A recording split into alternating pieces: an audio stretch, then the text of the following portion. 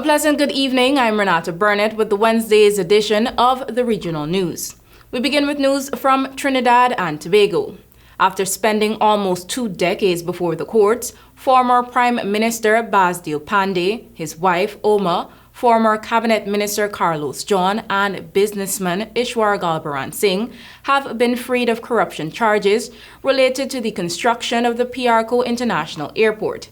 Appearing before Magistrate Adea Mohammed in the Port of Spain Magistrates Court on Tuesday morning, Director of Public Prosecutions Roger Gaspard, Special Counsel, announced his decision to use his constitutional discretion to discontinue the charges against the group.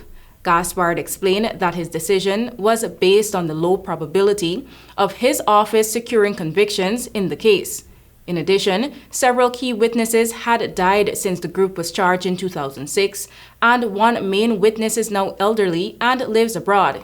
He also noted that the accused had a fair argument that they faced presumed, presumptive, and specific prejudice in the case. Gaspard noted that he would only make a decision on whether it should be restarted after considering public interest factors, including age of the case, costs incurred by the state thus far, and the need to demonstrate the state's commitment to prosecuting alleged acts of fraud on the citizenry. He also suggested a joint trial of all the allegations arising out of the 4 Piarco cases would be desirable. Now, news from Jamaica. The Jamaican government is encouraging citizens to conserve their use of water as part of efforts to mitigate the impact of drought conditions. I'm appealing to all Jamaicans to be conservative in the use of water. We are not yet at the point where we would declare certain orders in terms of the usage of water, but we could get there, said Prime Minister Andrew Holness. The government has announced an additional 100 million Jamaican dollars to respond to the meteorological drought that the country is experiencing. The sum is in addition to an initial 50 million Jamaican dollars to support the response measures by the government.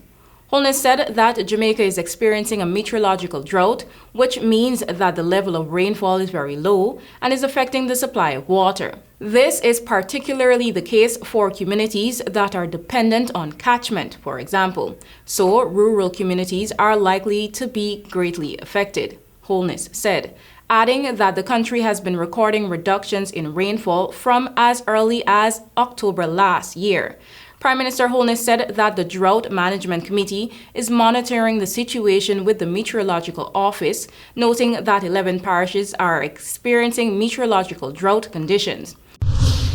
Finally, in recognition of International Women's Day, Caribbean Community Secretary General Dr. Carla Barnett on Wednesday said the Caribbean must not lose sight of the many issues that stand in the way of achieving women's equality, such as women's political participation, unpaid care and domestic work, impact of climate change, and gender-based violence, which is a public health crisis in the region.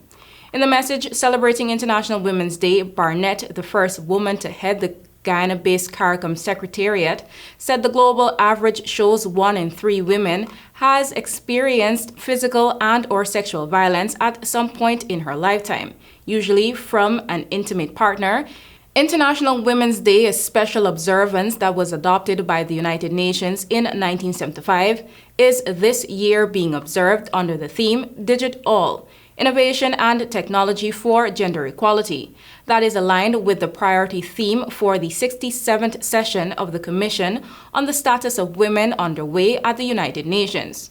Barnett said that the day belongs to all groups, collectively, everywhere, adding, and I quote, "Today we celebrate the social, economic, cultural, and political achievements of women and recommit ourselves to the work that still needs to be done to accelerate women's equality." Unquote. Wishing you a happy International Women's Day and thank you for watching. Back to you, Alethea.